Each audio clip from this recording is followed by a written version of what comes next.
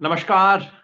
आज देश के सबसे बड़े सवाल पर चर्चा 2 ऐसे लोगों के साथ जो इस सवाल को सबसे बेहतर समझते हैं। सवाल है रोजगार का या बेरोजगारी की समस्या का और संदर्भ है कांग्रेस द्वारा इसी सप्ताह की गई एक बड़ी घोषणा। बांसवाड़ा में कांग्रेस नेता राहुल गांधी ने और मल्लिकार्जुन खड़गे जी ने घोषणा की कि कांग्रेस एक नई युवा न्याय गारंटी की योजना लेके आई है। क्या ये योजना देश में चुनाव का माहौल रोजगार के सवाल पर लाएगी, जिसकी बहुत वक्त से इंतजार था? क्या ये चुनाव देश के सबसे बड़े मुद्दों पर चुनाव हो पाएगा? इस पे चर्चा करने के लिए मेरे साथ 2 खास मेहमान। जब भी मैं रोजगार के सवाल पे सोचता हूँ, बात करता हूँ, जिन चंद लोगों से ज़रूर बात करता हूँ, उनमें से 2 लोग आज यहाँ मौजूद हैं, सौभाग्य है मेरा। हमारे साथ हैं प्रोफ़ेसर संतोष मेहरोत्रा। अ, अर्थशास्त्री हैं संतोष मेहरोत्रा जी और जवाहरलाल नेहरू विश्वविद्यालय में प्रोफ़ेसर रह चुके हैं। इंटरनेशनल लेबर ऑर्गेनाइज़ेशन में काम कर चुके हैं और नीति आयोग में काम कर चुके हैं। यानी कि अनएम्प्लॉयमेंट के सवाल को शुद्ध किताबों की दृष्टि से और साथ में ज़मीन से, नीति निर्माता की दृष्टि से सब तरीके से संतोष जी ने देखा है। स्वागत है संतोष जी आपका। इस वक़्त आपसे थोड़ी-सी मुझे जलन भी हो रही है क्योंकि संतोष जी इस वक़्त श्रीनगर में हैं। अब बताइए श्रीनगर में घूमने वाले से जलन होगी कि नहीं? लेकिन मेरी जलन इसलिए थोड़ी कम हो गई है कि वहाँ श्रीनगर में इन्होंने बताया कि किसी तरह से एक सूटकेस के ऊपर इन्होंने कैमरा लगा के और ज़मीन पे बैठे हुए हैं। तो चलिए थोड़ा-सा बराबरी हो गई। हमारे साथ इस बेरोज़गारी के सवाल पे एक जो ज़मीनी आंदोलन की दृष्टि से चर्चा करने के लिए मौजूद हैं अनुपम। आप पिछले 10 वर्ष से मेरे सहयोगी रहे हैं, राजनैतिक सहयोगी, साथी और युवा हल्ला बोल के संस्थापक। इस देश में बेरोज़गारी के सवाल को व्यवस्थित रूप से उठाने वाले पिछले कई सालों की जो एक आवाज़ बन के उभरे हैं, अनुपम भाई हमारे साथ हैं। अनुपम हमारे साथ बिहार से जुड़े हैं, सुपौल जो कि इनकी कर्म भूमि है फिलहाल। और इनका अपना गाँव भी है, तो अपने गाँव से जुड़े हैं अनुपम। चर्चा शुरू करने से पहले आप दोनों से मैं 1 मिनट की अनुमति चाहूँगा कि कल-परसों इनफैक्ट 11 तारीख आज ही अ, देश में एक नई रिपोर्ट जारी हुई है। बहुत्व कर्नाटका करके एक संगठन ने सरकार की मोदी सरकार की गारंटियों का वो खुलासा करते हैं, पर्दाफ़ाश करने के लिए रिपोर्ट जारी करते हैं। तो उन्होंने रिपोर्ट जारी की है ये अनएम्प्लॉयमेंट के सवाल। उसके 2-3 आंकड़े बस मैं रखना चाहता हूँ। और उसके बाद हम चर्चा शुरू करेंगे। आपसे पूछेंगे कि इन आंकड़ों से और कुल मिला के बेरोज़गारी की समस्या को आप कैसे देखते हैं? और फिर हम आएँगे कांग्रेस की गारंटियों पे। क्या वो समाधान है? क्या इससे बात आगे बढ़ेगी, चर्चा आगे बढ़ेगी? क्या देश में बेरोज़गारी का मुद्दा बनेगा? तो बहुत कर्नाटका की जो रिपोर्ट है, 2-3 आंकड़े हमारे सामने रखती है। मोदी सरकार ने वायदा किया था, याद है 2014 में वायदा किया था, 2 करोड़ नौकरियाँ हर साल देने का। 10 साल हो गए, क्या हुआ? पहली बात तो ये कि आंकड़े आने बंद हो गए। सरकार ने आंकड़े देने ही बंद कर दिए जिससे आप निष्कर्ष निकाल सकें कि भाई 2 करोड़ नौकरियाँ मिली कि नहीं मिली। इस पे तफ़सील और टेक्निकल चीज़ें तो संतोष जी जानते हैं। लेकिन मोटी बात ये है कि अगर आप ये पूछना चाहें तो आपको एक सरकारी आंकड़ा नहीं मिलेगा। हाँ, सरकार के आपको इनडायरेक्ट आंकड़े मिलेंगे, जिसमें से आंकड़ा ये आप देख सकते हैं। एक आंकड़ा है जो कि दिखाता है कि देश में जो सेल्फ एम्प्लॉयड और जो वेज लेबर और दूसरी तरह के काम करने वाले लोगों की संख्या कैसे बढ़ी है। बहुत बड़ी टेबल है। मोटी बात केवल ये कि सेल्फ एम्प्लॉयड की संख्या बढ़ गई है। अब ये देखने में लगेगा अच्छी चीज़ है भई अपने खुद रोज़गार कर रहे हैं, नहीं। सेल्फ एम्प्लॉयमेंट का मतलब यहाँ ये है कि जिनको ना तो कोई प्रॉपर सैलरी वाला जॉब मिला, ना ही कैज़ुअल एम्प्लॉयमेंट मिला और कुछ नहीं तो घर आके खेती में लग गए, कोई खोमचा लगा लिया, कुछ इस तरह के काम कर लिए, उनकी संख्या बढ़ी है। ये आंकड़ा महत्वपूर्ण इसलिए है कि ये झुठलाता है इस बात को कि भाई देश में नई नौकरियों का सृजन किया गया है। तो अनएम्प्लॉयमेंट कितनी है? फिर अनएम्प्लॉयमेंट पे काफ़ी बहस है। सिर्फ़ एक छोटा आंकड़ा मैं आपके सामने रखना चाहूँगा, क्योंकि जिस वर्ग को अनएम्प्लॉयमेंट सबसे ज़्यादा दिखती है और महसूस होती है, वो लोग हैं जो कि शिक्षित बेरोज़गार हैं।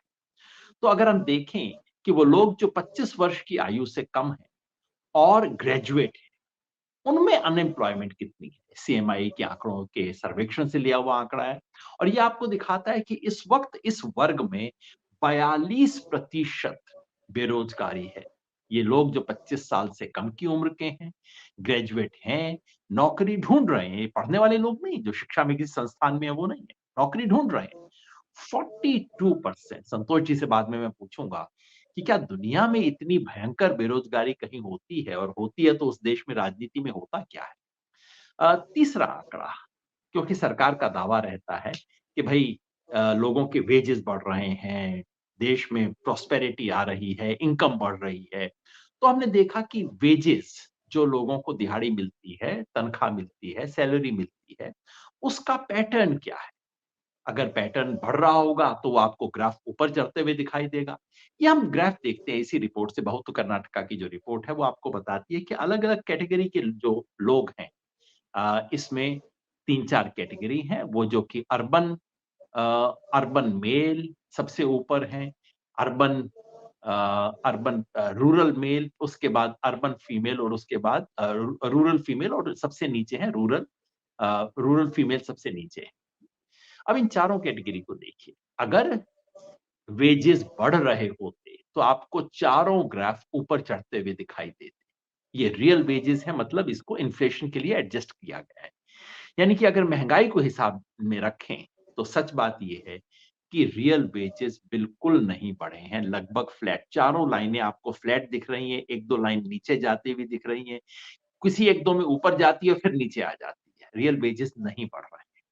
और बस एक आखिरी आंकड़ा देके इस बात को मैं समाप्त करूँगा और वो ये देखते हुए कि इस सब का इस देश पर क्या असर पड़ रहा है।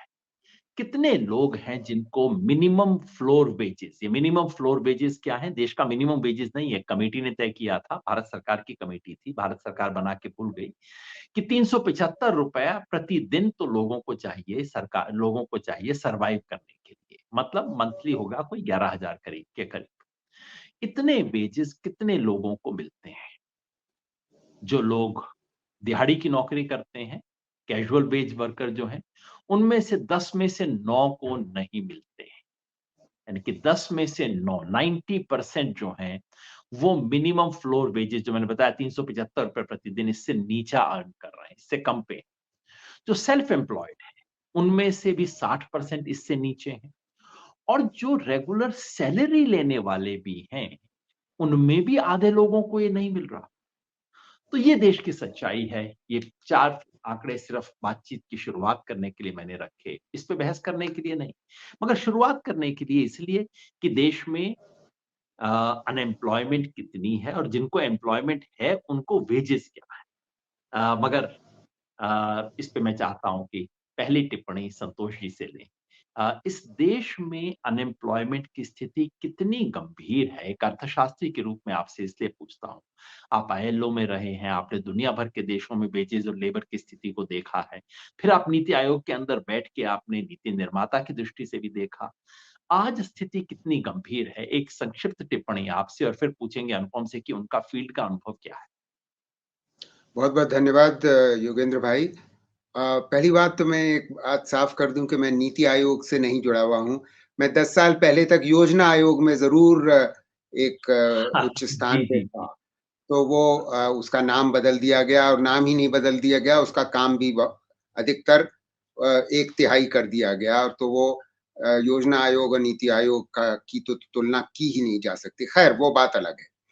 तो आपने बहुत अच्छे परिचय में सारे आंकड़े बताए, बिल्कुल आपके सही आंकड़े हैं और आपके श्रोताओं को ये समझना आवश्यक इस ये बात है कि 10 साल पहले यानी कि 2012 में यही युवा बेरोज़गारी दर अभी की जो बेरोज़गारी दर है उससे आधी से कम थी, आधी से कम। यानी कि अब दुगनी से ज़्यादा हुई है और जैसे-जैसे आप ज़्यादा पढ़ जाते हैं, वैसे ही वैसे आपकी बेरोज़गारी दर और बढ़ जाती है। तो अभी ही मैं श्रीनगर विश्वविद्यालय में एक लेक्चर देकर के आ रहा हूँ, उसमें मैंने वो आंकड़े दिखाए की दुगनी और ढाई गुनी हुई है पिछले 10 साल में, और ग्रेजुएट्स की जो बेरोजगारी दर थी वो लगभग 18% थी, वो बढ़ करके 36% हो गई। जो टेक्निकल ग्रेजुएट्स हैं, यानी कि बीटेक इत्यादि करे हुए हैं, उनकी भी करीब 17-18 थी, वो बढ़ करके 38% हो गई। तो ये तो स्थिति है, देखिए। तो आंकड़े तो साफ, और ये सरकारी आंकड़े हैं, तो इसमें स्थिति तो बहुत साफ है। दुखद बात ये है योगेंद्र भाई, कि सरकार इन सब आंकड़ों के बावजूद, सरकारी आंकड़े होने के बावजूद, इस समस्या को पूर्ण रूप से नजरअंदाज करती चली आई है, और 10 साल से नजरअंदाज करती चली आई है।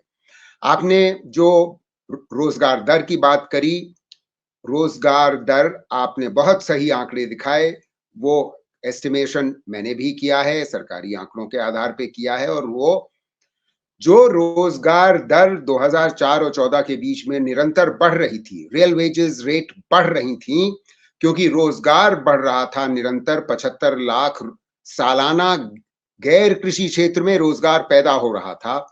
हम पा ये रहे हैं कि जैसे जैसे हमारे देश के युवा अधिक से अधिक पढ़ते चले जा रहे हैं, और ये स्थिति खास तौर से पिछले 20-22 साल से ही उत्पन्न हुई है कि हमारी स्कूली शिक्षा में व्यापकता आई है, और हमारी उच्च शिक्षा में भी खूब तेजी से मैसिफिकेशन हुआ है और व्यापकता आई है। तो जाहिर है अधिक लोग पढ़ करके रोजगार ढूंढेंगे, और उनको रोजगार नहीं मिलेगा। जब नहीं मिलेगा तो वेज रेट्स नहीं बढ़ेंगी। अब मैं आपके सवाल का इंतजार करूंगा, क्योंकि मैंने इस जी, थोड़ी सी चर्चा कर ली। हाँ, आगे आप जी, के शुक्रिया। पास। मैं एक छोटा-सा चीज़ जी, संतोष जी, वो ये कि मोदी जी ने कहा हर साल हम 2 करोड़ नौकरियाँ दिलवाएँगे, है ना? ज़ाहिर है सिर्फ़ सरकारी नौकरियों का इशारा नहीं था, ये था कि हम अर्थव्यवस्था को ऐसा बनाएँगे कि हर साल 2 करोड़ एक्स्ट्रा नौकरियाँ आएँ। जैसा मैंने कहा, अब उसके बाद तो आंकड़ा ही मिलना बंद हो गया। लेकिन आप लोगों के पास विधि है कि आप इनडायरेक्टली कहीं न कहीं जी, पता कर लेते हैं, ढूँढते हैं। जी, जी, तो 2 करोड़ का आंकड़ा इसलिए दिया गया था उस वक़्त, क्योंकि देश में 2 करोड़ के करीब लोग लेबर मार्केट में आ रहे हैं। पढ़े, अनपढ़ सब तरह के लोग। अब पॉपुलेशन हमारा रेट ऐसा है कि अंदाज़न कोई 1.5-2 करोड़ लोग रोज़ हर नए साल नौकरी ढूँढने, रोज़गार ढूँढने चले आते हैं। अब कितने रोज़गार का सृजन हो रहा है? मोटे तौर पे कहें तो हर साल ये मैं इस बताता हूँ। जी, महासागर जी, में जी, कितने लोग एंटर कर रहे हैं और कितने लोग खाली बेरोज़गार होके बैठे हुए हैं? मैं बताता हूँ। देखिए, अम, 2004 और 14 में 75 लाख गैर कृषि क्षेत्र में रोजगार पैदा हो रहा था, जी, और वो पर्याप्त था। पर्याप्त इसलिए था क्योंकि उस समय ये जो बेरोजगारी दर थी वो केवल 2% थी। वो जी, 17-18 में जब आंकड़े जारी करना शुरू किया सरकार ने, पहले 3-4 साल तो कोई सर्वे हुआ नहीं था, तो 17-18 में जारी करना शुरू किया, और उसके बाद सरकार निरंतर हर साल आंकड़े जारी कर रही है। तो आंकड़ों की कोई अभाव नहीं है। तो ये कहना तो ठीक नहीं होगा कि आंकड़े नहीं हैं। सरकार ने ये जरूर किया था कि 19 का जो इलेक्शन होने वाला था, उससे पहले 17-18 के आंकड़े सरकार के पास मौजूद होने के बावजूद उनको जारी 19 के इलेक्शन के बाद ही किया था। बहुत चतुराई दिखाई थी।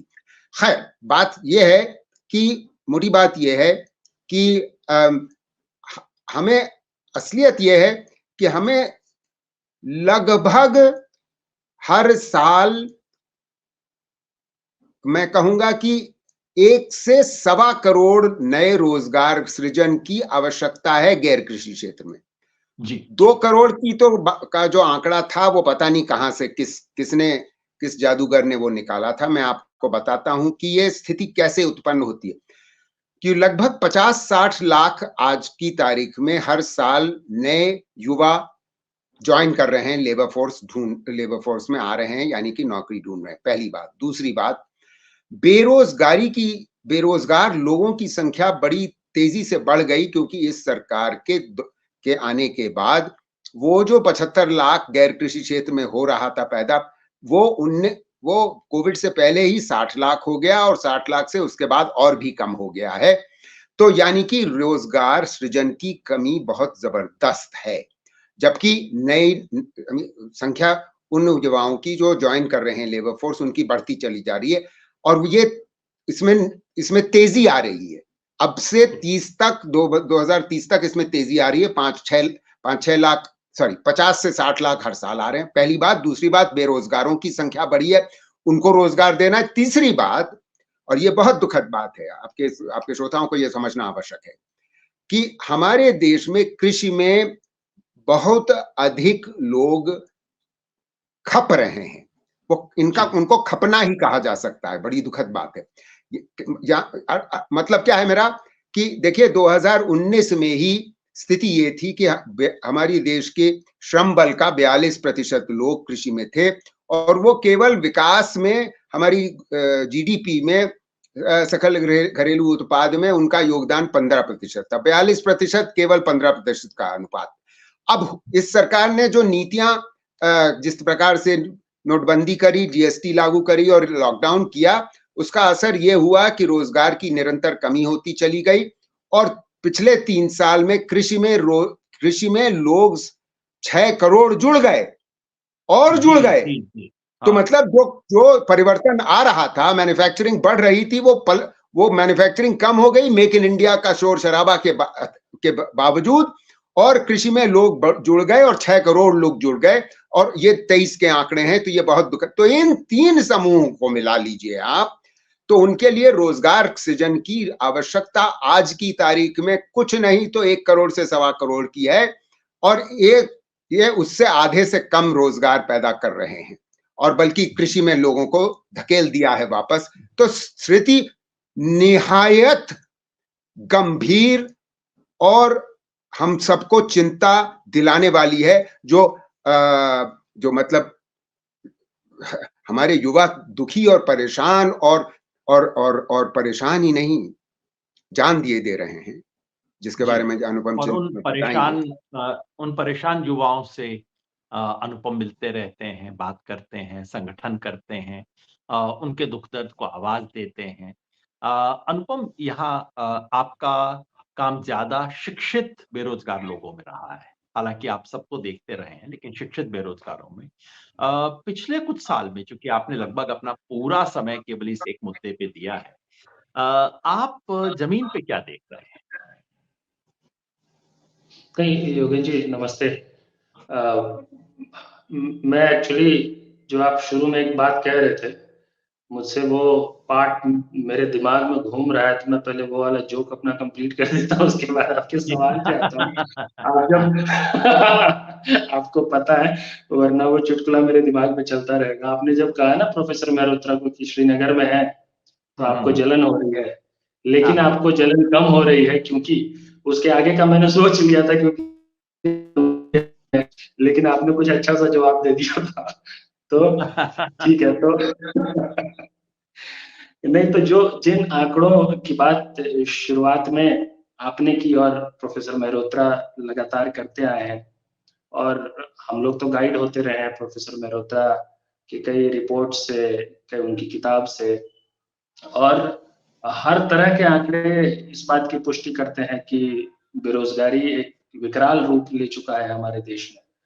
और जो जमीन पर जो है, जो मैं अक्सर कहता हूं कि जो रियल लाइफ स्टोरीज हैं कई सारे, वो भी उन आंकड़ों की पुष्टि करते हैं। ऐसा कभी नहीं लगता कि आंकड़े अलग हैं और जमीन पर कुछ और हो रहा है। इसमें कई बार एक अलग डायमेंशन सवाल का आ जाता है कि फिर वो रिफ्लेक्ट क्यों नहीं होता है पॉलिटिक्स में, चुनावों में। उस पर अभी मैं बात नहीं करूंगा, लेकिन हाँ, वो एक अलग सवाल है। लेकिन मेरा बहुत मजबूती से मानना है कि बेरोजगारी सिर्फ आंकड़ों में एक गंभीर विषय नहीं है इस वक्त देश के लिए, सिर्फ इकोनॉमिक इंडिकेटर भर नहीं है, सिर्फ स्टडी करने का विषय और चिंता करने का और पॉलिसी मेकिंग तक सीमित नहीं है। It has actually become a question of life and death. आज के समय में इतना गंभीर सवाल है, जीवन मरण का प्रश्न। और कई आंकड़े जिस पर बात हुई, उसके अलावा एनसीआरबी के भी कई आंकड़े हैं जिस पर बात हो सकती है, और जो आत्महत्या की तरफ जो दर्शाते हैं।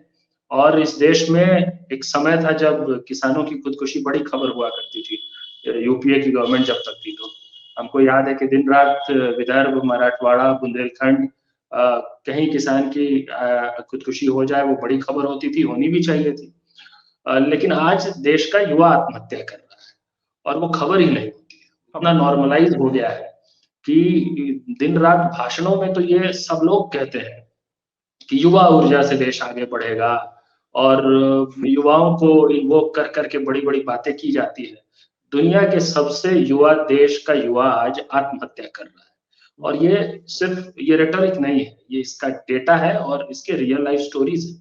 आत्महत्या कर रहा है, जान दे रहा है बिल्कुल, बिल्कुल। और एक दुनिया के सबसे युवा देश का युवा अगर अपनी जान देने को विवश हो गया है, उस देश का भविष्य कैसे उज्ज्वल हो सकता है?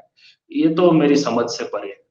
और जितने भी 2047 की बात कोई कर रहा हो, अमृतकाल की बात कर रहा हो, अच्छे दिन की बात कर रहा हो, राष्ट्रवाद की बातें कर रहा हो, सशक्त मजबूत देश की बात कर रहा हो, जिस देश का युवा अगर इस मनोदशा में है, इस डिप्रेशन में है, सिर्फ लेबर फोर्स सिर्फ श्रिंक नहीं हो रहा है। लेबर फोर्स श्रिंकेज तो एक एस्पेक्ट है।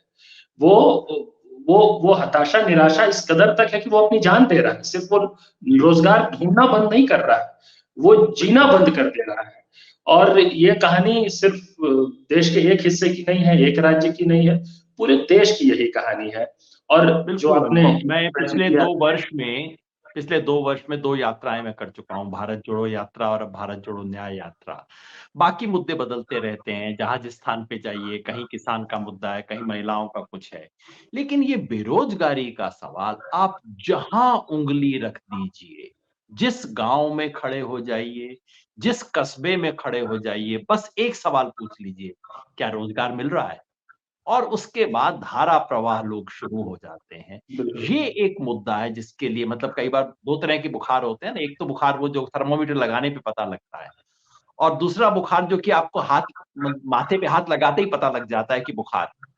ये वो स्थिति है जिसमें कोई जिसके बारे में कोई बिल्कुल। संदेह हो ही नहीं सकता।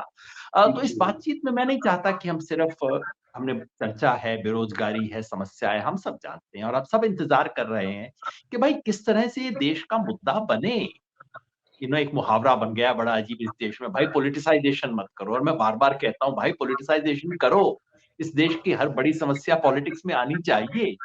महिला सुरक्षा की बात हो, पर्यावरण की बात हो, शिक्षा हो, स्वास्थ्य हो, बेरोज़गारी हो, जब तक पॉलिटिक्स में नहीं आएगी तब तक कोई ध्यान नहीं देगा। और आज हम चर्चा इसलिए कर रहे हैं कि पिछले हफ्ते कांग्रेस ने इस सवाल पर एक बहुत बड़ी घोषणा कांग्रेस अध्यक्ष मल्लिकार्जुन खड़गे जी और राहुल गांधी दोनों ने बांसवाड़ा में एक रैली को एड्रेस करते हुए कहा कि कांग्रेस यदि सत्ता में आती है तो वो न्याय युवा न्याय गारंटी को लागू करेगी। इस नाम के पीछे 5 योजनाएं हैं जो उन्होंने घोषणा की है। और मैं चाहता हूं कि आप दोनों से ये पूछूं कि ये जो 5 गारंटी जो कांग्रेस ने घोषणा की है, अलग-अलग नाम है, सुंदर-सुंदर नाम है। एक है भर्ती भरोसा, दूसरी पहली नौकरी पक्की, तीसरा गिग इकोनॉमी में सामाजिक सुरक्षा, युवा रोशनी और पेपर लीक से मुक्ति। मैं चाहता हूँ इन पाँचों पे हम चर्चा करें, समझें कि ये क्या है और इनसे किस हद तक इस समस्या को एड्रेस किया जा सकता है और ये इनसे क्या उम्मीद करनी चाहिए? क्या ये सबसे बड़ा सवाल ये है कि क्या अनएम्प्लॉयमेंट अब इस देश का राजनीतिक सवाल बनेगा, चुनाव का सवाल बनेगा? तो पहला देखें, जिसे कहा है भर्ती भरोसा। मतलब कांग्रेस ने घोषणा की है कि जब हम सत्ता में आएँगे, तब हम 30 लाख सरकारी नौकरी देंगे। 30 लाख सरकारी नौकरी का उम्मीद करनी चाहिए कि आंकड़ा आएगा। सरकार ने खुद लोकसभा के अंदर संसद में एडमिट किया है कि और ये मेरे ख्याल में दिसंबर 2022 का आंकड़ा है कि कोई पौने 10 लाख केंद्र सरकार की नौकरियां में वैकेंसी पड़ी है। मतलब एक तरफ सरकार युवाओं को सब कुछ देने का वायदा करती है, दूसरी तरफ वैकेंसी पड़ी है, कुछ करने की जरूरत नहीं है, इनकी वैकेंसी पड़ी है, वो भर नहीं रहे।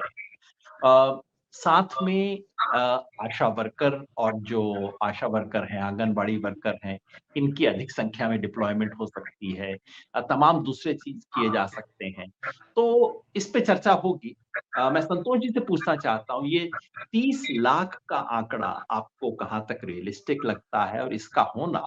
और लोग अक्सर ये पूछते हैं, भैया हाँ, वैकेंसी तो है, पर सरकार अगर भर देगी तो फिर सरकार के पास पैसा कहाँ से बचेगा? ये तो सिर्फ सरकार का सारा पैसा तनख्वाह देने में निकल जाएगा। इसके बारे में संतोष जी आपसे पूछना चाह रहा था।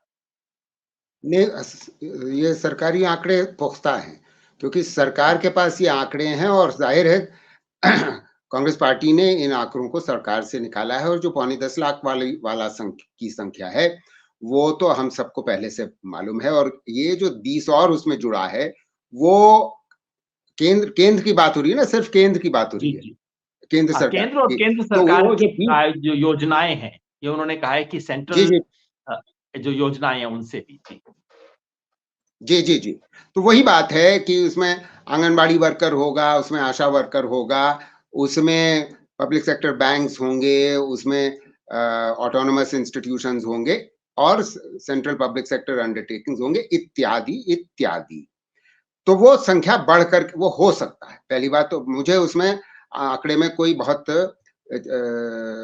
संशय होने की संभावना नहीं, पहली बात। दूसरी बात, उसका कारण यह है कि संशय इसलिए नहीं होगा, क्यों होना चाहिए, क्योंकि पिछले 20 साल से भर्तियां बहुत कम हुई हैं और रुकी हुई थी। और ये सारी सरकारों की नीतिगत रूप से ये निर्णय रहा है, क्योंकि वो क्लास 4 जो एम्प्लॉइज हैं, उनका जो काम था वहां तो भर्ती हो ही नहीं रही थी, वो 20 साल से नहीं हो रही थी। वो उसका कारण ये है कि ग्रुप सी और ग्रुप डी की संख्या हमारी केंद्र सरकार में करीब 90% पहुंच जाती है, तो वो बहुत अधिक नंबर है। तो उससे बहुत फायदा नहीं होगा। मैं आपको एक मोटी बात ये बता दूं कि हमें मालूम है कि स्वास्थ्य सेवाओं में बहुत कमी है, शिक्षा सेवाओं में बहुत कमी है, यूनिवर्सिटीज में कमी है, और तीसरी बात, पुलिस सर्विसेज में बहुत कमी है, और उनको भरना निहायत निहायत जरूरी है। तो वह ये तो हो गई आंकड़े वाली बात। जी। दूसरी बात ये जो आपने करी कि पहली नौकरी पक्की, उसको हाँ, 1 मिनट असलियत सर, में मैं वो उस पे आ रहा हूँ। नौकरी। मैं अभी उस पे आ रहा हूँ सर। अच्छा। ये जो पहली जी, नौकरी पक्की जी, वाले पे अभी 1 मिनट में आता हूँ। मैं सिर्फ़ इसी जी। बात को पहले अंडरलाइन करना चाहता था, क्योंकि ऐसा एक इंप्रेशन बना दिया गया है कि हमारे देश में तो ज़रूरत से ज़्यादा सरकारी नौकरी में लोग लगे हुए हैं। अरे बहुत ज़्यादा है, इसको तो कम करने की ज़रूरत है। ये बिल्कुल गलत। झूठ है। इस देश यार गलत। में बिल्कुल, अगर आप पूंजीवादी देशों से भी तुलना करें, जो कि बिल्कुल बिल्कुल सही। कहते हैं कि सरकार को दखल नहीं देना चाहिए, उन देशों में भी पर कैपिटा प्रति 1000 लोग ज़्यादा एम्प्लॉइज़ हैं, सरकारी सार्वजनिक क्षेत्र में सरकारी नौकरी में ज़्यादा लोग हैं। तो पहली बात तो कि करेक्ट। हमारे यहाँ कुल सही। मिला के सरकारी नौकरी में ज़रूरत से ज़्यादा लोग नहीं हैं। किसी एक दफ्तर में हो करेक्ट। सकते हैं, कुल मिला के नहीं। और करेक्ट। जैसा संतोष जी ने कहा, 3-4 क्रिटिकल सेक्टर हैं, जहाँ जितने होने चाहिए उनसे बहुत कम हैं। बहुत कम है। शिक्षा, बहुत कम। स्वास्थ्य, जी बिल्कुल, आपने 3-4 सेक्टर गिनाए थे। शिक्षा, पुलिस, स्वास्थ्य, जुडिशरी। पुलिस, जुडी जुडिशरी जुडिशरी। और हाँ। एनवायरनमेंट, ग्रीन जॉब्स हाँ, हमारे देश एनवायरनमेंट। में। एनवायरनमेंट के कंसर्न को एड्रेस करने के लिए जितने लोगों की ज़रूरत है, वो तो है ही नहीं। तो बिल्कुल। रिक्रूटमेंट की बहुत एक्सटेंशन बड़ी वर्कर्स। कमी है। जी, एक्सटेंशन वर्कर्स, आप तो इस जी, कृषि क्षेत्र में काम करते हैं, एक्सटेंशन जी, वर्कर्स बहुत कृषि में। भयंकर कमी। जी, जी। जी, जी, बिल्कुल कृषि में और कोई दो अनुभव, राय। ये जो इसके बारे में काफ़ी लोगों का मानना है, सरकारें बार-बार कहती हैं, अच्छा हम ये जो इतनी सारी वैकेंसीज़ आई कैसे? मतलब कि सरकारें जानबूझकर भरना नहीं चाहती। जी, पहले कर जी। देती हैं, इसके किस्से आप बताया करते हैं ना कि तरीके देखिए इसके क्या होते हैं, सरकार बैठी नहीं रहती, सरकार लटका के रखती।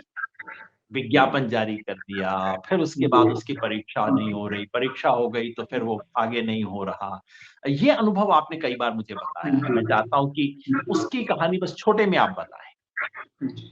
नहीं, क्योंकि कानूनन कोई बाध्यता नहीं है विभागों के ऊपर, सरकार के ऊपर कि जो रिक्त पद हैं, उनको भरा जाना चाहिए एक स्टिपुलेटेड टाइम पीरियड में। तो सालों-साल तक पेंडिंग रखा जाता है और उसके पीछे जो लार्जर नीति है, जो इस तरह का नैरेटिव गढ़ा जाता है कि इतनी नौकरियाँ कहाँ से देंगे, इतने पैसे कहाँ से आएँगे, पेंशन के लिए, नौकरी के लिए। और सबसे कमाल की बात है कि यही सरकार जो है, ये जब लोन राइट ऑफ्स का आंकड़ा देखिए किस तरह का है इनका, वहाँ पे पैसे की कोई बात नहीं होती, जहाँ 10-12 लाख करोड़ राइट ऑफ कर दिया जाता है इनके अपने कार्यकाल में। वो जो कॉर्पोरेट टैक्स रेट कट किया गया 5%, उससे कितनी नौकरियाँ आ जाती। तो सारा बजट की चिंता जो है सिर्फ नौकरी देते समय, पेंशन देते समय इनकी। और वो आपने जो एक बात कही वो बहुत महत्वपूर्ण बात है, क्योंकि अक्सर ये चर्चा होती है कि कितनी सरकारी नौकरी दी जाएगी। मैं तो रोज़ फेस करता हूँ इस सवाल को और इसका बिल्कुल ये सही जवाब है कि दुनिया के किसी भी देश में लोग चेक कर लें, और आपने तो एक पर कैपिटा कितनी रिक्वायरमेंट या कितना है बाकी देशों में, in fact even in capitalist economies, वो बताया। मैं तो कह रहा हूँ कि जो टोटल एम्प्लॉयमेंट है, वो उसका जो परसेंटेज है कि कितना पब्लिक सेक्टर में है, वो भी अगर हम देख लें तो किसी भी तरह की आइडियोलॉजिकल लीनिंग हो उस अर्थव्यवस्था की, आमतौर पे कम से कम 8%, 9%, 10% जो है, और वो बढ़ के 15, 20, 25% तक गया हुआ है, जो टोटल एम्प्लॉयमेंट का प्रतिशत कितना पब्लिक सेक्टर में, और भारत में वो 4% भी नहीं है। तो भारत की तुलना अन्य कई इंडिकेटर्स की तरह यहाँ पे भी नॉर्थ अफ्रीकन कुछ कंट्रीज की तरह है। तो ये तो असल में जो सैंक्शनड स्ट्रेंथ है हमारे देश में विभागों में, वो बढ़ना चाहिए सही ऑप्टिमम डिलीवरी ऑफ सर्विस के लिए, सही ढंग से स्टेट फंक्शन करे उसके लिए। अभी तो फिलहाल हम बस इसी की लड़ाई लड़ रहे हैं कि जितना सैंक्शनड है उसमें रिक्तियों की बात हो रही है। मतलब जब ये 30 लाख की बात होती है तो हम नई नौकरियों की बात नहीं कर रहे हैं। ये जो 30 लाख है, इनको सृजित करने की जरूरत नहीं है, ये पड़े हुए हैं जो वेकेंट है, और इनको भरने में कोई दिक्कत सरकार को नहीं होनी चाहिए थी, लेकिन इस सरकार ने, हम तो अक्सर कहते हैं कि ये सबसे आसान काम, इससे बेरोजगारी का सवाल एड्रेस नहीं होगा पूरी तरह से, लेकिन ये बेयर मिनिमम सबसे आसान काम है, जिससे कम से कम अनएम्प्लॉयड यूथ में, कम से कम एजुकेटेड अनएम्प्लॉयड यूथ में, जिसमें बेरोजगारी सबसे ज्यादा है, उनमें विश्वास बनेगा इसके जरिए कि सरकार कुछ करना चाहती है, सरकार धोखा नहीं देना चाहती है। यहाँ पे भी अविश्वास जैसी स्थिति है। जी, जी। इसी से जुड़ा हुआ दूसरी घोषणा है अनुपम, क्योंकि उस पे आपका काफ़ी फ़ोकस रहा था, वो था पेपर लीक वाली बात। और उस पे मुझे ध्यान है, युवा हल्ला बोल काफ़ी समय से माँग करता रहा है। आपने इसे सुंदर नाम भी दिया, भारतीय रोज़गार संहिता।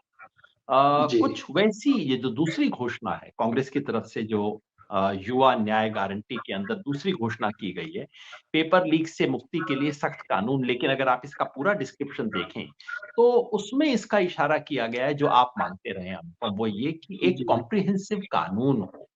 देखिए, पेपर लीक्स पे सख्ती से कार्रवाई की जाएगी, ये हर कोई कहता है, और ये मान जी। के चलते हैं कि जितना सख्त आप सजा देंगे उतना अपराध कम हो जाएगा, जो एक्चुअली होता नहीं है। लेकिन जो ज़्यादा महत्वपूर्ण चीज़ मुझे लगी वो ये कि उसमें एक एक इसकी तरफ इशारा है, और हमें उम्मीद करनी चाहिए कि आगे इसका थोड़ा खुलासा किया जाएगा, कि इसके बारे में पूरा एक कोड ऑफ कंडक्ट किया जाएगा।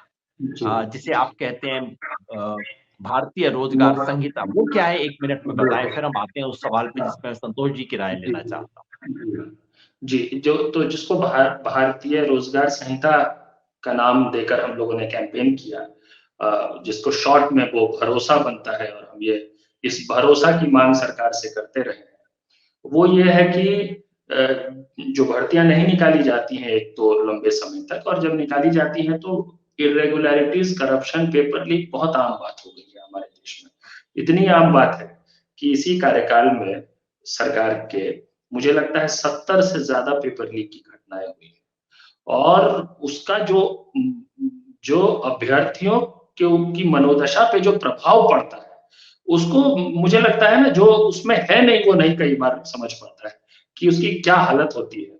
वो मतलब सालों साल तक तैयारी करते हैं, और ज्यादातर इन भर्तियों की तैयारी करने वाले वो युवा हैं जो या तो गरीब वर्ग से आते हैं, या मध्यम वर्ग की तो खैर परिभाषा के तौर पर मैं उसमें नहीं जाऊंगा, आपने कई बार बताया है मध्यम वर्ग कहाँ है। लेकिन जो बिल्कुल गरीब और जो किसान मजदूर परिवार से हैं, जो जमीन बेचकर अपनी मजदूरी करके, खेती करके इलाहाबाद, दिल्ली, मुखर्जी नगर भेजते हैं, 3 साल 4 साल तैयारी करते हैं, और वो पेपर लीक हो जाता है।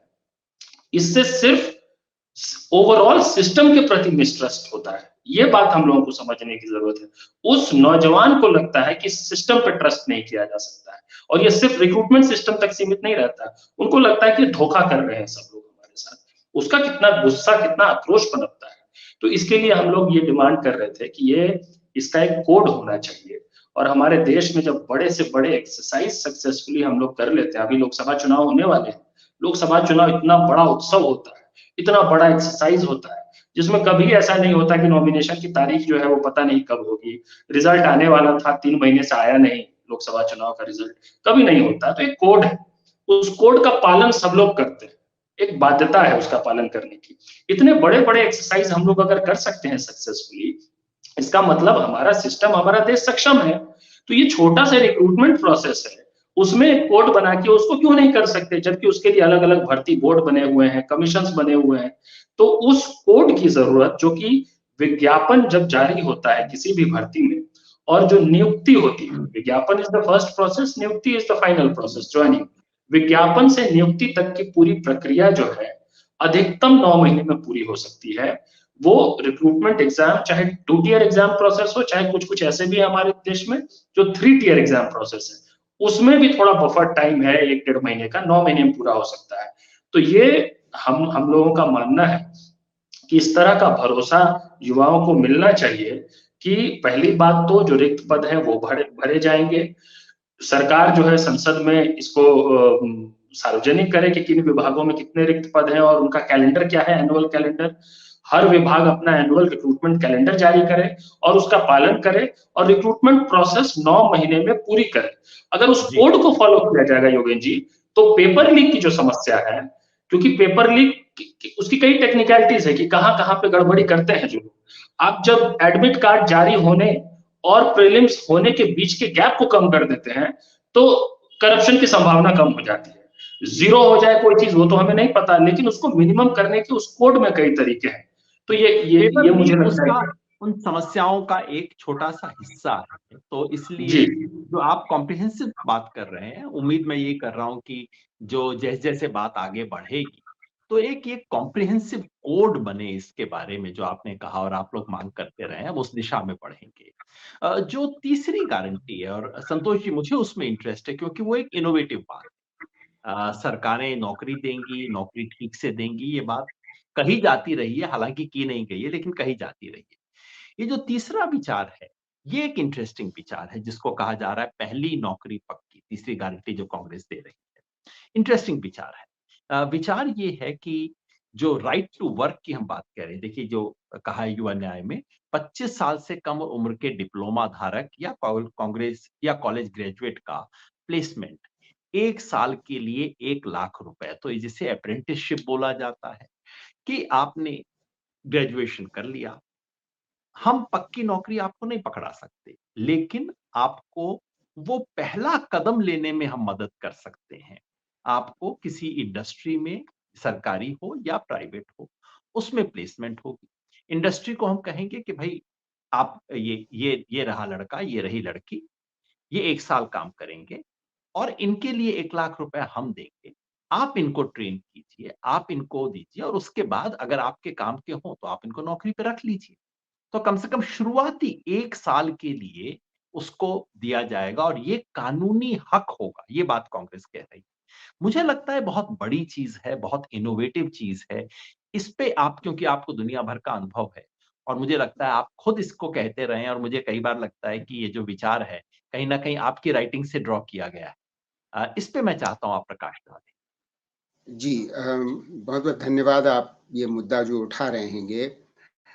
इससे पहले कि मैं इस राइट टू अप्रेंटिसशिप पे और चर्चा करूँ, मैं एक चीज़ अनुपम की बात में थोड़ा-सा जोड़ना चाहता था कि हम सब योगेंद्र भाई ये कहते रहते हैं, सरकार से हमारा ये गिला-शिकवा होता है कि सरकार अरे ये नहीं करती, वो नहीं करती, तो और हम पाते हैं वो इसलिए ये नहीं करती और वो नहीं करती जो उसे करना चाहिए, क्योंकि वो सक्षम नहीं है। अरे भाई, सक्षम तो तब होगी सरकार जब उसमें बंदे होंगे, उसमें मुलाजिम होंगे, वो काम करने के लिए मुलाजिम होगा और आप उसको तनख्वाह देंगे और आप उसको ट्रेनिंग देंगे और आप उसको मोटिवेट करेंगे, तो अब तो वो सक्षम सरकार होगी।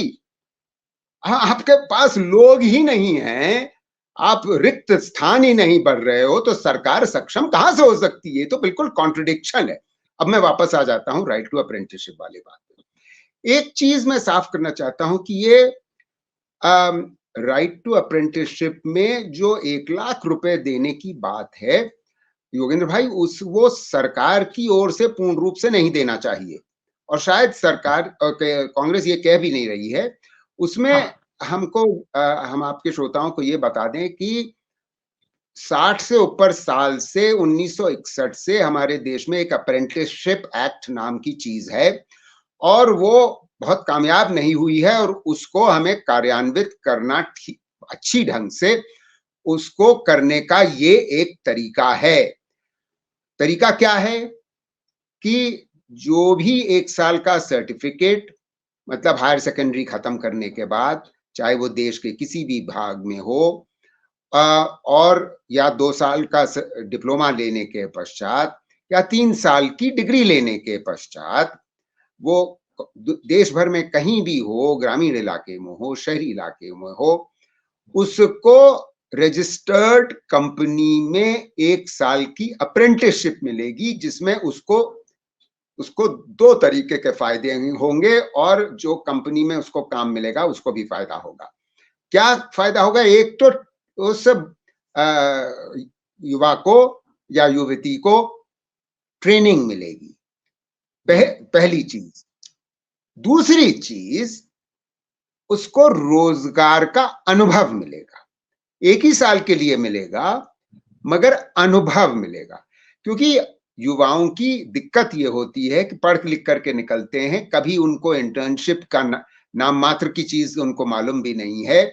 आप हमारे देश के इंजीनियर को देखिए, उन सबको अनुपम इंजीनियर हैं, वो इंटर्नशिप किए होंगे एक जमाने में, आप इनसे पूछिएगा तो ये बताएंगे। अच्छा, मगर हमारे देश के 99.9% जो छात्र छात्राएं हैं उनको इस प्रकार का अनुभव होता ही नहीं। तो मतलब मैं ये कह रहा हूं कि ये transition to a pathway to work, transition to the world of work, इससे अप्रेंटिसशिप ये फायदा होगा। और कंपनी को क्या फायदा होगा? कंपनी को ये देखिए, उसको एक तो ये एक बंदा मिलेगा जिसके लिए सब्सिडी मिलेगी उसको सरकार की ओर से, चाहे वो छोटी इकाई हो चाहे बड़ी इकाई हो, उसमें सब इकाइयों को जोड़ना पड़ेगा। 10 से ज्यादा जितनी भी रजिस्टर्ड और संगठित क्षेत्र में इकाइयां हैं, उन सब को पंजीकृत और संगठित क्षेत्र में जो इकाइयां हैं, 10 से ज्यादा लोग जहां पर लोग काम करते हैं, उन सब को इसमें जोड़ना पड़ेगा। यानी कि सरकार के डिपार्टमेंट ऑफ लेबर और डिपार्टमेंट ऑफ एजुकेशन को मिल करके इसमें काम करना पड़ेगा। मगर उसको प्राइवेट सेक्टर को जोड़े बिना किया भी नहीं जा सकता। और प्राइवेट सेक्टर का फायदा ये होगा कि उनको सब्सिडाइज 1 साल के लिए ट्रेनी मिलेगा, ट्रेनी वर्कर मिलेगा, और उस साल के पश्चात उनको अगर लगेगा कि उसको रोजगार देना चाहते हैं तो वो दे देंगे, और नहीं देना चाहते हैं तो वो भी कोई बड़ी भारी दिक्कत नहीं है। लोग निकल करके उसके बाद स्वयं रोजगार ढूंढ पाएंगे।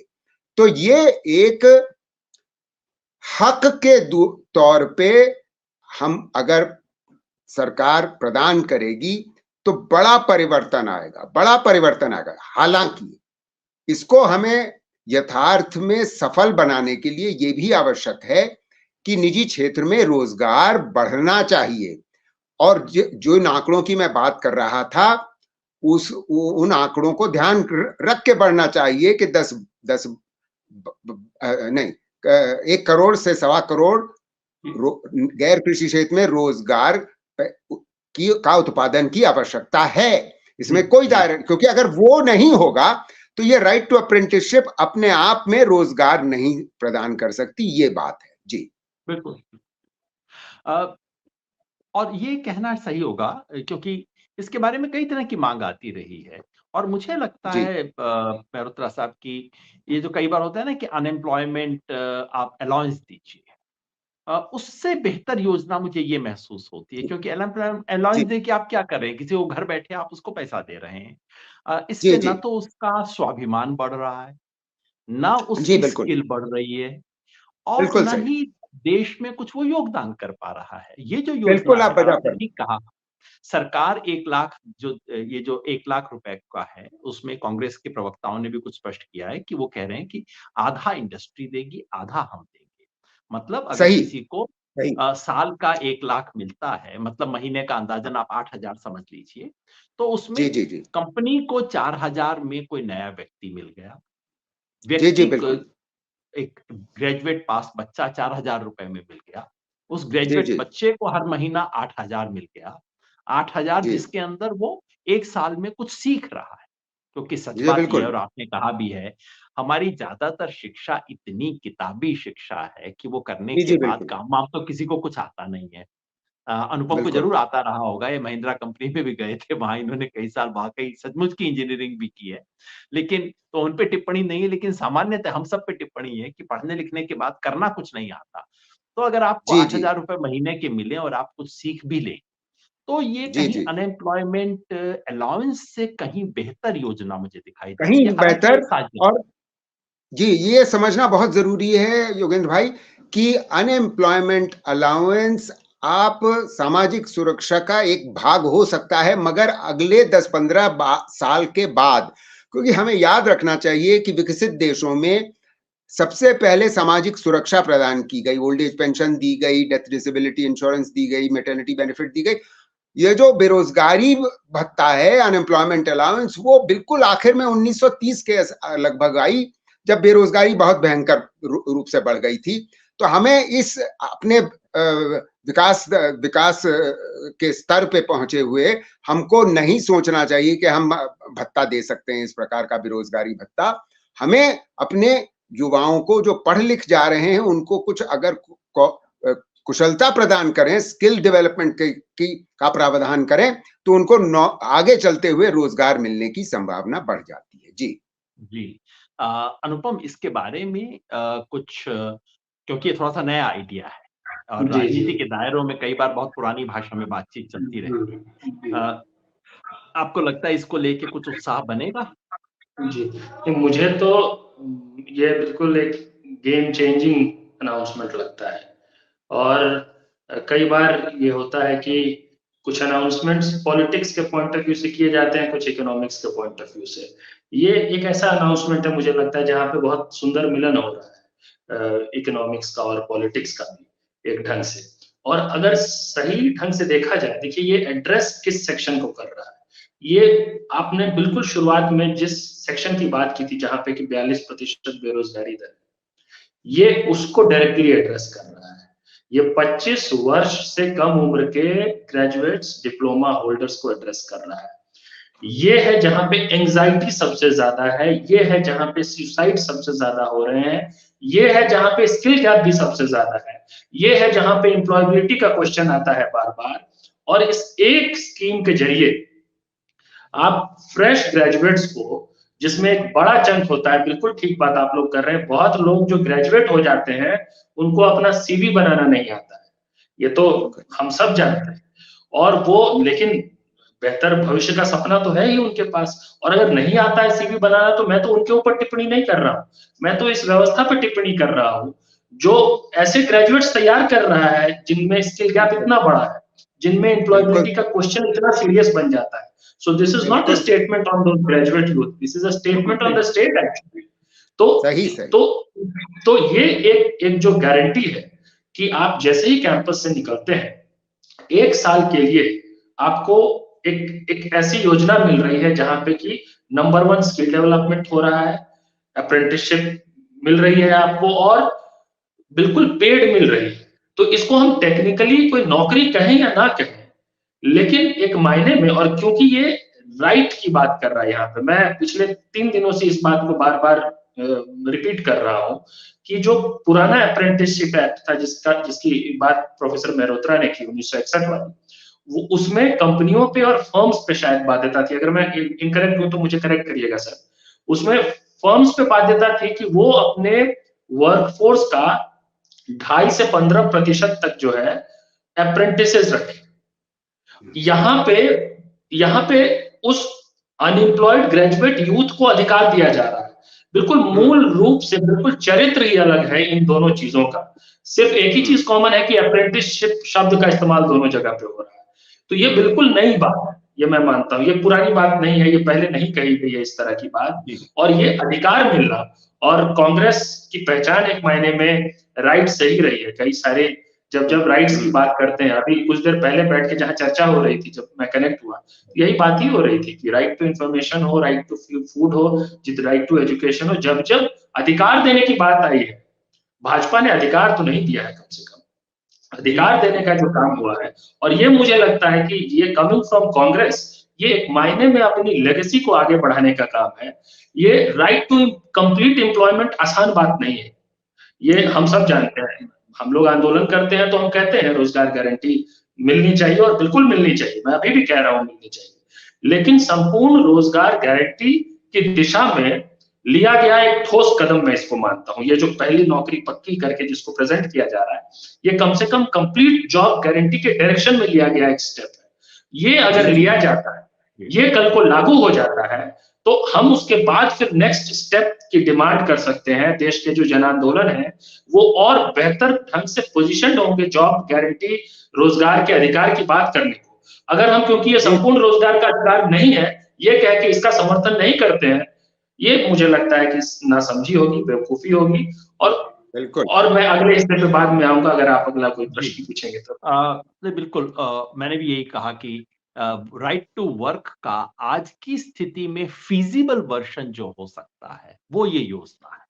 आज की स्थिति में, आज से 20 साल बाद आपके देश में ज्यादा पैसा है, आपकी बेहतर स्थिति है, तो शायद आप 2 कदम और आगे ले सकते हैं। आज की स्थिति में तो जो आपने भी कहा अनुपम, वही मैंने इसको कहा अंग्रेजी में पॉलिटिकली सेवी और इकोनॉमी वाइज, दोनों का एक मिश्रण है इसमें जो बहुत कम हुआ करता है। अब आखिरी जो 2 बातें उनका मैं जिक्र कर दूं और आपसे एक राउंडिंग ट्रीटमेंट लूंगा, क्योंकि लालच रहता है जब आप दोनों को देखता हूं तो आपसे लंबी बात करने का लालच जरूर हो जाता है। जो इसमें 5 योजनाओं का, 5 गारंटियों का जिक्र है, उसमें बची हुई 2 गारंटियां हैं। एक तो है गिग वर्कर्स के लिए। गिग वर्कर मतलब ये जो ओला में काम कर रहे हैं, उबर में काम कर रहे हैं, ये जो आपको स्विगी का खाना ला के दे रहे हैं, ऐसे बहुत बड़ा वर्ग आ गया है जिसके पास ना तो पक्की नौकरी है, ना ही कॉन्ट्रेक्चुअल नौकरी। इनकी सामाजिक सुरक्षा क्या हो, इसके लिए राजस्थान सरकार ने एक कानून बनाया था, देश का पहला कानून था। अभी तेलंगाना सरकार उसमें कुछ इंप्रूवमेंट करने की कोशिश कर रही है और कांग्रेस वायदा कर रही है कि इसको हम राष्ट्रीय स्तर पर लेके आएंगे। उनकी सामाजिक सुरक्षा, उनके लिए बुढ़ापे में उनके लिए किसी तरह की पेंशन, उनकी हारी बीमारी के अंदर उनको मदद देना।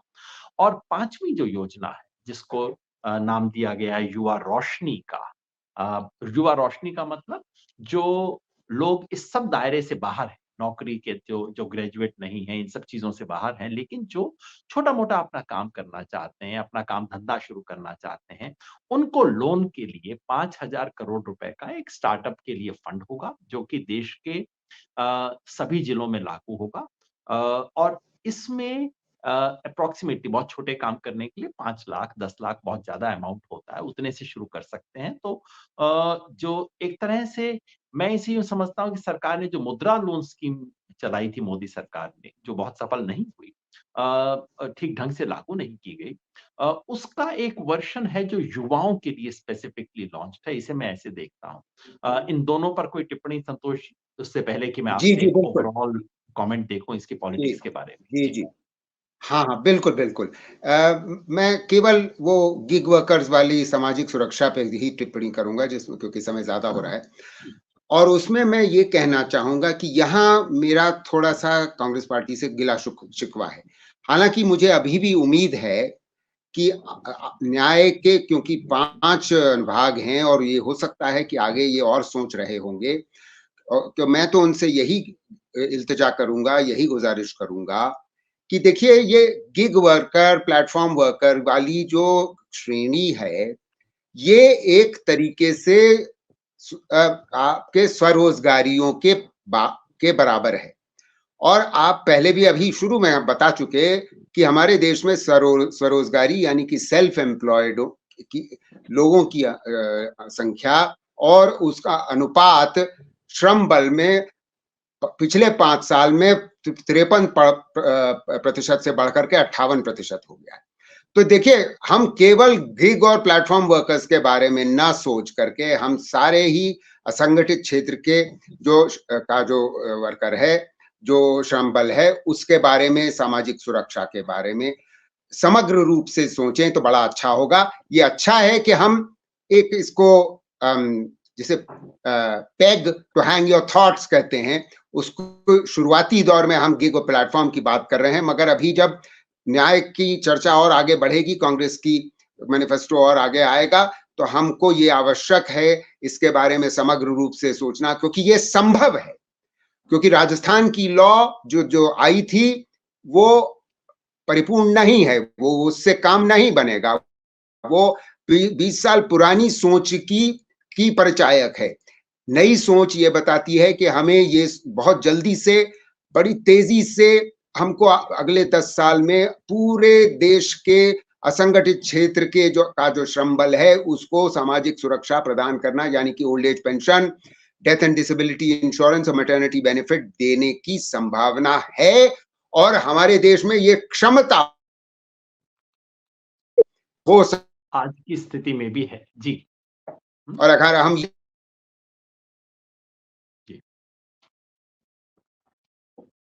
आपका ऑडियो थोड़ा सा हिल गया है संतोष जी, एकमात्र देश खत्म होने से पहले जी जी मैं दोबारा कह देता हूं अपनी बात कि ये जो जनसांख्यिक लाभांश है, डेमोग्राफिक डिविडेंड है, वो अगले 15-20 साल में खत्म हो जाएगा। तो ये निहायत जरूरी है, ये आज जरूरी है कि हमें सारे अपने श्रम बल को संगठित क्षेत्र में लाना है, और ये संभव है सामाजिक सुरक्षा देकर के। और मैं तो कहूंगा कि अनुपम की जो पूरी कोशिश है उसको इस कार्यक्रम को भी लेकर के आगे चलना चाहिए, क्योंकि ये जो ललक है, आखिरी बात कहकर के मैं अपनी बात खत्म कर रहा हूं योगेंद्र भाई, कि ये जो सरकारी नौकरी की ललक है वो क्यों है, इसका एक बहुत बड़ा कारण योगेंद्र भाई ये है कि उसमें आपको सरकारी नौकरी में सामाजिक सुरक्षा है और निजी क्षेत्र में, अधिकतर असंगठित क्षेत्र में आपको सामाजिक सुरक्षा नहीं है। और मैं कह रहा हूं कि हमारा देश सक्षम है कि अगले 8 से 10 साल के अंदर हम सारे अपने 90% श्रम बल को सामाजिक सुरक्षा प्रदान कर सकते हैं। जी, बहुत बड़ी बात कही आपने। और अनुपम, इससे जोड़ते हुए मैं आखिर की तरफ जाना चाहता हूं। क्या इसके बाद आपने गेम चेंजर शब्द का इस्तेमाल किया, तो क्या अब उम्मीद की जाए कि ये चुनाव, देखिए इस चुनाव के बारे में मैं शुरू से कह रहा हूं कि ये चुनाव मोदी बनाम मुद्दा का चुनाव है। बिल्कुल एक तरफ मोदी है और लोग पूछते हैं मोदी के सामने क्या, क्योंकि वो उम्मीद करते हैं कि कोई चेहरा होगा। और मैं बार बार कहता हूं मोदी के सामने मुद्दा, इस देश के जो सही मुद्दे हैं उनको रखना हमारा काम। जी, एमएसपी की बिल्कुल गारंटी की जब कांग्रेस ने घोषणा की, वो मुझे जी, लगा एक बहुत अच्छा कदम था सही दिशा में। और ये बिल्कुल जो युवा न्याय गारंटी है, ये दूसरा कदम है। अगले हफ्ते ही कुछ महिलाओं के लिए बड़ी घोषणा की अपेक्षा की जा रही है, और गरीबों के लिए भी, जिसमें मेरी अभी भी उम्मीद है कि सामाजिक न्याय वाले, वो सामाजिक सुरक्षा वाले वो सवाल आएंगे जो प्रोफेसर मेहरोत्रा ने जिक्र किया है। तो क्या अब हम माने कि इन सवालों पर इस देश में आने वाले चुनाव में चर्चा होगी, और चर्चा होगी तो क्या उम्मीद है कि क्या इंडिया कोएलिशन के दूसरे लोग भी इस सवाल को उठाएंगे? क्योंकि मेरी उम्मीद यही रही है कि कांग्रेस ने शुरुआत की है। एमएसपी पे तो देखिए मोदी सरकार कुछ करेगी नहीं, क्योंकि वो तो फंसे हुए हैं, वो ना कर चुके हैं तो अब तो पलट नहीं सकते। लेकिन ये मुझे लग रहा है प्रोफ साहब कि ये जो अप्रेंटिसशिप वाला है, इसमें आप देखिए अगले 1-2 हफ्ते के अंदर हो सकता है कि बीजेपी भी कुछ घोषणा कर दे उसका मुकाबला करने के लिए, जो अच्छी चीज़ है। मैं चाहता हूँ कि पार्टियाँ कॉम्पिटिशन करें एक-दूसरे से। पॉलिटिक्स में अगर कॉम्पिटिशन होता है, पार्टियों में किसको फ़ायदा होता है अलग बात है, लेकिन अंततः रोज़गार के बेरोज़गार को फ़ायदा होगा। इस सवाल को आप आगे पॉलिटिक्स में कहाँ जाते हुए देख रहे हैं अनुपम? जी। मैं रोजगार एक वाक्य कह दूं, एक वाक्य, सिर्फ एक जी, वाक्य। जी। अगर मौजूदा सरकार ये राइट टू अप्रेंटिसशिप को किसी ढंग से लागू भी करेगी तो उसका ऐसा अपभ्रंश होगा कि उसका मकसद पूरा नहीं होगा। अनुपम सही कह रहे हैं आप। जी, योगेश जी, जो बात ये है कि रोजगार कितना चर्चा का विषय बनेगा और कितना ये मुद्दा बन पाएगा। मुझे एक बात जो हमेशा से लगी है पिछले कुछ वर्षों से, कि ये एक बड़ा मुद्दा ऑलरेडी है और जमीन पर है। मतलब इस पर जितना लोगों के बीच घूमा जाए, और आपने ये बात खुद कहा कि वो किस तरह से कहीं पे भी इनवेरिएबली घूमने पे जो बात समझ में आती है कि बेरोजगारी बड़ा मुद्दा है। तो मुद्दा तो है, लेकिन ये चुनावी फैक्टर बने, ये पॉलिटिकल फैक्टर बने, वोट देने में एक निर्णायक भूमिका निभाए ये मुद्दा, ये इस वक्त का बड़ा विषय है, बड़ी चिंता है। इस वक्त जब हम लोग एक एक बड़े चुनाव में जा रहे हैं। तो मुझे ये लगता है कि ये जो 5 घोषणाएँ हैं, ये अगर इसको बिल्कुल सही घोषणा है और इसको अगर सही लोगों तक पहुँचाया जाए, तो इसका एक बड़ा प्रभाव बन सकता है। और ये जो चर्चा है, जो अभी हो रही है युवा न्याय को लेकर या बेरोज़गारी को लेकर या 5 गारंटीज़ को लेकर, ये चर्चा अगर बिल्कुल चुनाव तक चुनावी विमर्श बन पाए अगर बेरोज़गारी पूरी तरह से, मुझे लगता है कि इंडिया गठबंधन की और कुछ पार्टियाँ तो हैं जो रोज़गार पे लगातार, जैसे बिहार में कम से कम आरजेडी ने नौकरियों को, भर्तियों पे और इस पर एक लगातार सस्टेन्ड ढंग से इसको एजेंडा बनाने की कोशिश की है। कुछ और पार्टियां हैं इंडिया गठबंधन में जिन्होंने उतनी तवज्जो नहीं दी है जितना दिया जाना चाहिए, लेकिन कुछ पार्टियां हैं जो दे रही हैं। मुझे लगता है कांग्रेस के चार्ज लेने के बाद इसका एक सकारात्मक असर होगा पूरी तरह से। जो पार्टियां अब तक नहीं ले रही हैं, वो भी लेंगी। जब हम लोग ये चर्चा कर रहे हैं कि बीजेपी कुछ ना कुछ कर दे, तो इतना तो कम से कम उम्मीद करना ही चाहिए कि इंडिया गठबंधन की बाकी पार्टियां तो जरूर इस पर कुछ ना कुछ कहेंगी। और ये अगर चर्चा जीवंत रह जाए, बस मैं तो बस इस बात को लेकर बहुत खुश हूं कि इस वक्त चुनाव के संदर्भ में बेरोजगारी पे चर्चा हो रही है। ये चर्चा अगर बिल्कुल आखिरी दिन तक चलती रहे, इस पर सवाल जवाब बहस होता रहे, तो ये बड़ी जीत होगी। और इसके बाद परिणाम जिस तरह के भी जो भी आए, लेकिन एक बात, जैसे आपने मोदी बनाम मुद्दा कहा, मैं उसी ढंग से कई जगहों पे इस बात को प्रेजेंट करता हूं कि ये दो तरह के पॉलिटिकल बैटल ग्राउंड्स की लड़ाई है, जिसमें एक मोदी जी के कई मुद्दे हैं, आज भी वो कुछ घोषणा करने वाले हैं, कुछ बड़ी घोषणा, और मुझे पूरी उम्मीद है कि वो बड़ी घोषणा कुछ ऐसी ही होगी जो फिर से मेजोरिटेरियनिज्म की तरफ डिबेट को ले जाएगी। 100% ये भरोसा है। और दूसरी तरफ जो जो पॉलिटिकल बैटल ग्राउंड है, उसमें बेरोजगारी का मुद्दा है। तो और दोनों जगह परिणाम जो है पहले से तय है कि जीत किसकी होनी है, हार किसकी होनी है। तो real battle is to shift the battle ground, और उसमें ये युवा न्याय की जो 5 गारंटीज हैं, ये एक अच्छी भूमिका निभा सकता है, बशर्ते इसको जो है, इसको अंतिम व्यक्ति तक, अंतिम वोटर तक, हर किसी तक पहुंचाया जाए, उस पर बात हो, बहस हो, चर्चा हो, और वो आखिरी दिन तक हो, वो सस्टेन करे वो डिस्कशन, तो इसका बड़ा असर हो सकता है, मैं मानता हूँ। बहुत बड़ी बात आपने कही। ये बड़ी जीत होगी ये प्रोफ़ेसर मेहरोत्रा जैसे बुद्धिजीवियों की, जिन्होंने लगातार इस सवाल को देश के सामने रखा है। और एक बात संतोष जी की है कि ये उस चंद अर्थशास्त्रियों में से हैं, जो इस देश की भाषा भी बोल सकते हैं। नहीं तो आमतौर पे अर्थशास्त्री एक तो टेक्निकल लैंग्वेज ऐसी बोलते हैं और दूसरा खैर अंग्रेजी तो बोलते ही बोलते हैं कि समझ ही नहीं आता कि बात क्या हो रही है और इस देश से कैसे जुड़ती है, जो अच्छी भी बात कहते हैं वो भी। लेकिन संतोष जी ने इस सवाल को सिस्टेमैटिकली बार-बार उठाया है और सिर्फ समस्या को नहीं बताया, समाधान को पेश किया। और इसी तरह से जीत उन लोगों की भी होगी, अनुपम आप जैसे लोगों की, युवा हल्ला बोल की और तमाम ऐसे संगठनों की, जिन्होंने रोजगार और बेरोजगारी के सवाल को इस देश के राजनैतिक रडार पर लाने का अथक प्रयास किया है, लगातार। तो उम्मीद यही करनी चाहिए प्रोफ़ेसर साहब की अभी इंडिया कोalition की 17 तारीख को बड़ा रैली होगी इनकी मुंबई में। मैं तो उम्मीद कर रहा हूँ कि तब भी ऐसी कोई बड़ी घोषणा हो सके। चुनाव में अभी तक कोई इनका मिनिमम कॉमन प्रोग्राम तो नहीं बना है, लेकिन अगर कुछ 2-3 घोषणाओं के इर्द-गिर्द सहमति बन पाए कि हाँ, ये सब लोग करेंगे, और अगर ऐसा होता है तो मैं समझता हूँ कम से कम रोजगार का सवाल तो उसमें से एक होगा ही होगा। और अगर इस देश में इस पे बहस हो, जैसा अनुपम ने कहा, आखिरी दिन तक, वोट के दिन तक अगर इस पे चर्चा हो कि अनएम्प्लॉयमेंट की क्या स्थिति है। अगर इस सरकार ने अनएम्प्लॉयमेंट खत्म किया, बहुत अच्छी बात है, आप इसका देश के सामने हिसाब-किताब दीजिए।